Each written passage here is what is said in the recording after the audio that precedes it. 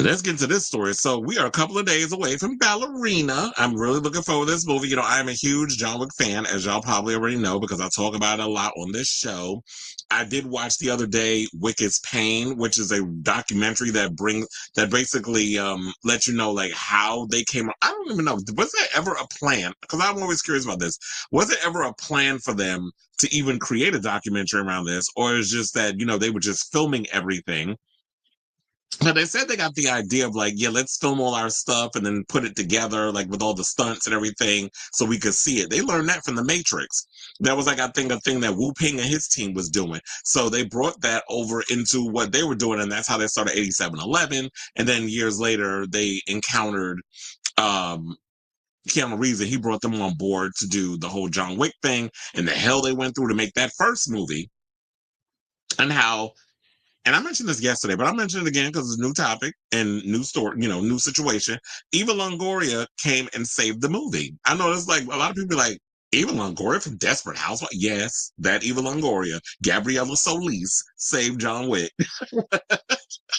She saved the Baba Yaga because it would have never happened. They were just scared that they were going to have to cut a lot of stuff out because they had to they didn't know how they were going to come up with $6.5 million. And Eva Longoria came up with the money. And if you look at the closing credits of the first movie, it says produced by Eva Longoria. So she was the one that helped save the movie. Now, with that all being said, the first reactions and stuff is out. Now, but I've been paying attention also. This came in a couple of weeks ago. So this might have been the ones because I heard Lionsgate had this issue where they were trying to give ultimatums to people that saw early screenings. It was like, oh, y'all can only put out positive stuff. Y'all can't really say nothing negative about the movie yet until the embargo has been lifted. And I'm sitting there like, first of all, this is why I don't do the whole early screening thing. I just go to the movies, I pay my own money, and I give y'all my overall assessment and my overall thoughts. Because one of the things I will not be trying to be like a lot of these other pundits, and y'all know who y'all are, where y'all are bought and paid for, where y'all sit up here and go to these screenings and you want to just take a picture and be like, oh yeah, I was here and it was great. You just sit through the movie, you went and did the red carpet, you want to hobnob with the celebrities, you go see the film, and then, or you don't even go in and watch the movie. You just take your little photos, make it look like you saw it, give a positive review, whether it was trash or not. Being a yes person because you want to keep getting the invites to the studios, and then you go and leave and go about your business, but you're not really a person that gives a damn about movies like me. I actually went to film school and studied film. I worked at AMC, so I did a lot of the screenings and worked like the big red carpet premieres that the AMC Empire 25 in Times Square, we used to put a lot of those together. I'm sure they probably still have those, but I used to work a lot of those events. I did the very first Deadpool where I got to see Blake Lively and her husband, Ryan Reynolds, all that was there. I got to work the premiere of the red carpet premiere where we did American Crime Story with the one with John Travolta, and then it was the OJ one that they did. We did that one. Also, we did the Assassin's Creed, which that movie was god awful. But I got to meet Michael Fassbender. I got to meet Marion Cotillard. I got to meet the late Michael K. Williams. He was cool. Like it was just, I've got to work a lot of those events, so I see what it's like. And the great perks about AMC was like we got to see the movies before everybody else did. So that way, we're not clamoring to try to see the film. So when the movie's out, because it's always hard during opening weekend to see a lot of the movies. So the management would always try to find a way to, secure a screening for a lot of us to see the films before it happened. So I actually miss those. That was a lot of fun because it was like when you have a lot of really cool coworkers and we don't just be hanging out eating concessions that we done paid for. Yes, we paid for it. We they have the concessions or whatever, or we go to the store and buy stuff from our own, the pizza, whatever the case is, to bring it back because we didn't want to eat, the AMC stuff. Then we go and watch the movie at midnight. And then sometimes we had to be in there and then security being there with us. And then the regular guests in the building that be watching other movies try to sneak in and watch the screen. Oh, you better get the hell out. So we have to go through those too. But nevertheless, to get back to this. So what happened was, I don't like that.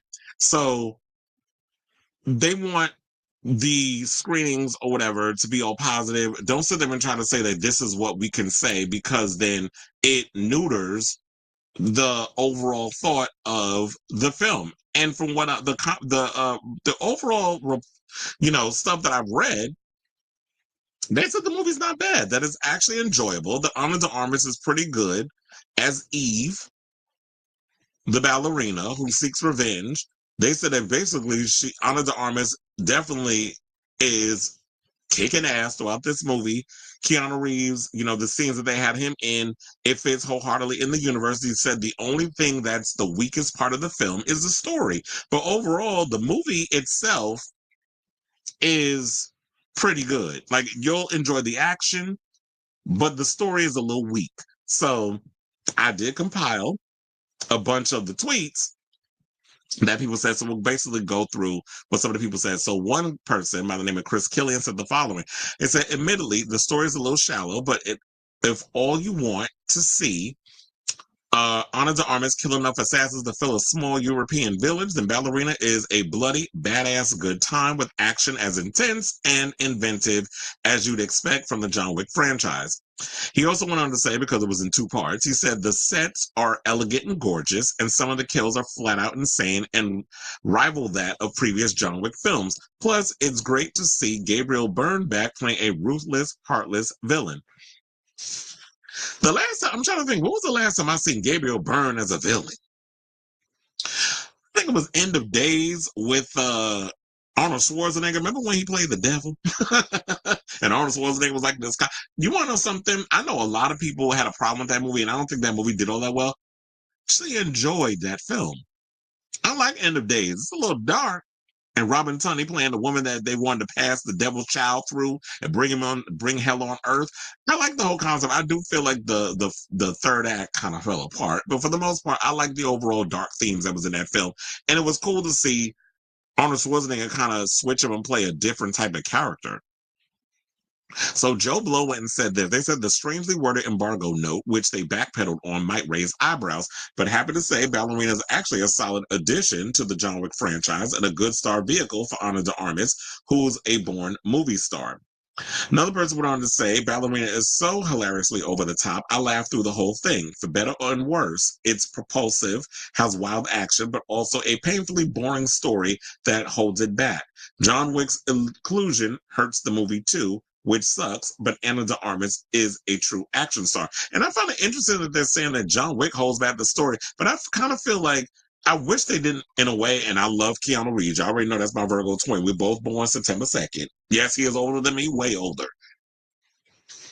He's in the 60s. I'm not.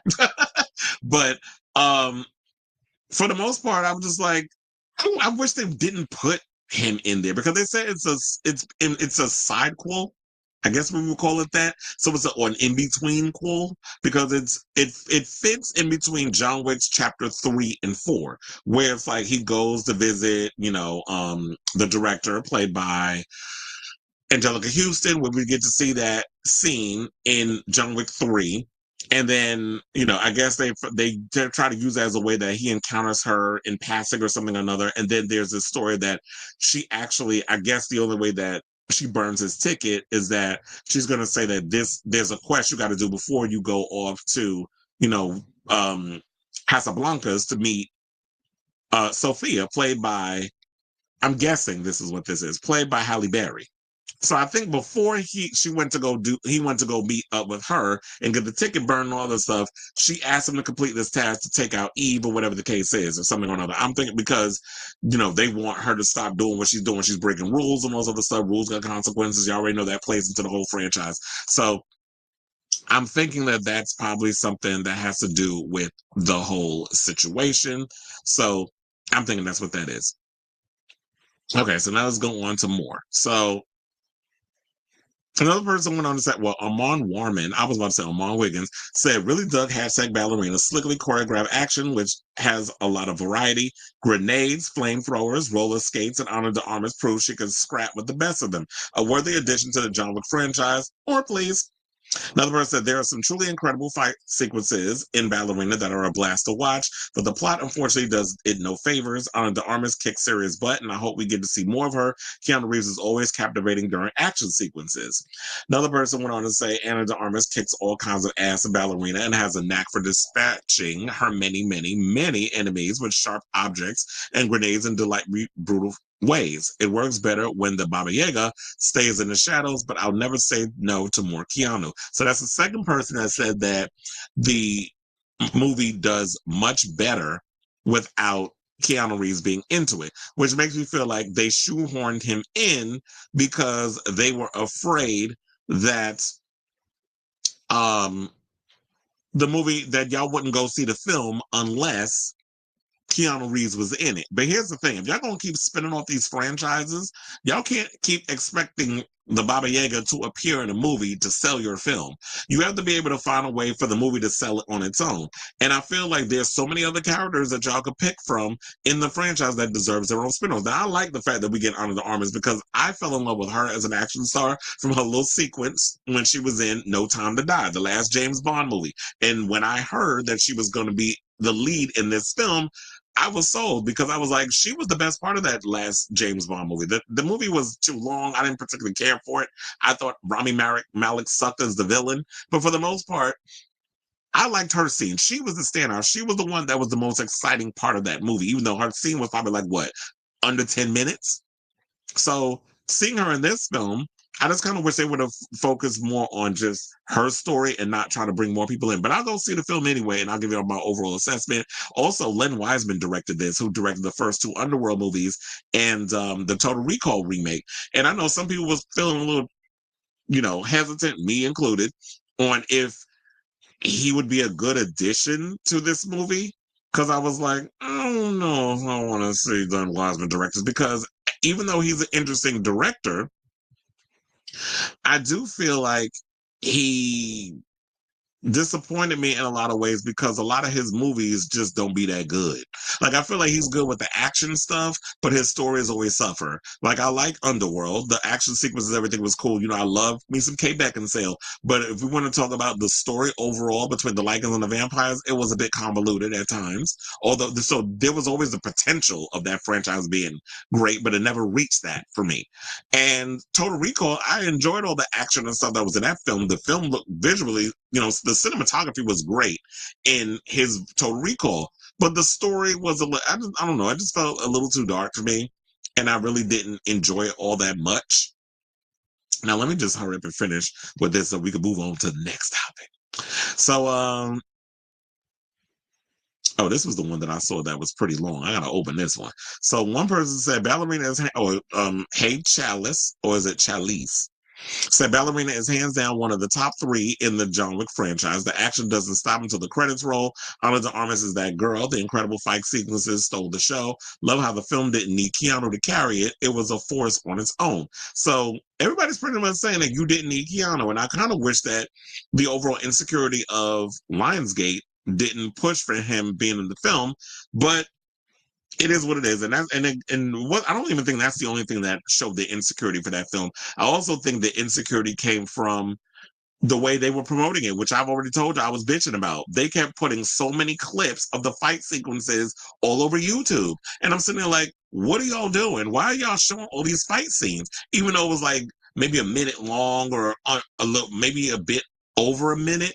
But still, I didn't want to see a lot of the fight stuff. I wanted to actually go in and watch the fight sequences and have the goosebumps.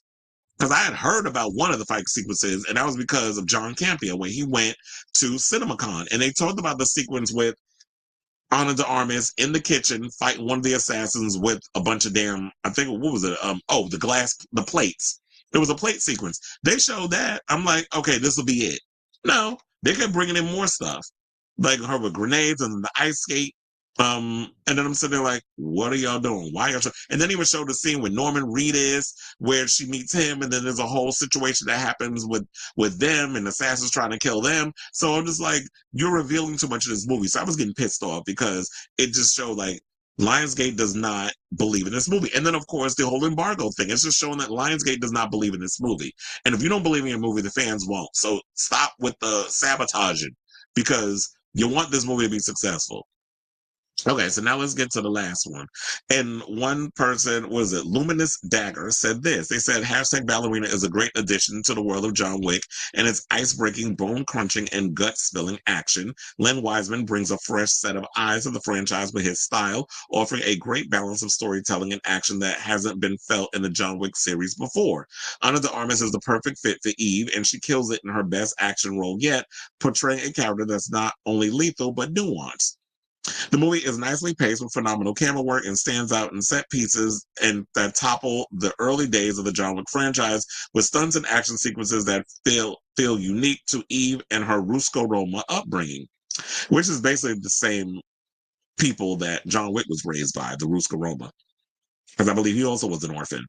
Its ending might feel stale and boring in comparison to the rest of the franchise, but this is still a film that kicks total ass. So, I'm definitely looking forward to seeing this movie. I'm a fan of like action. I definitely love watching women who kick ass. Hopefully, we can get more movies like this. The Armors has been screaming from the rooftops that we need to see more women kicking butt and stuff. We don't need y'all, going to pre-existing IPs and trying to give a female version of it. Like literally go and create a whole new character where the world is your oyster. You can do whatever. It's kind of like what Chad Stahelski and Keanu Reeves said about John Wick. They were like, oh, John Wick wouldn't ride a horse in New York. I'm like, who said that he wouldn't? Because this is not a pre-existing IP. This is a whole new story that was created. We could do whatever we want with our character. So if John Wick wants to ride side saddle on a horse shooting people on motorcycles, we're going to make him do it. In the middle of New York, we're going to make him do it. If we're going to have people do all kinds of crazy stuff, we're going to do it because we can do whatever we want in our world. As long as you don't go in a Fast and the Furious territory and get ridiculous, I can totally understand that. But if you can ground the action and come up with some cool stuff, then I'm here for it. And I really hope that people go out and support this film so that way, they make some, we can see more female-centered action movies because I'd always like watching women kick butt on the big screen and the small screen or on any screen. So I say all this to say, what do you guys think of this story? You guys excited as I am to go see Ballerina when it comes out this week? I believe the embargo of all the other reviews lifts tomorrow, if I'm not mistaken. And I believe the movie comes out on Friday, but Thursday they do like the early releases at 7 p.m. So let me know what you guys think of this story in the comments down below.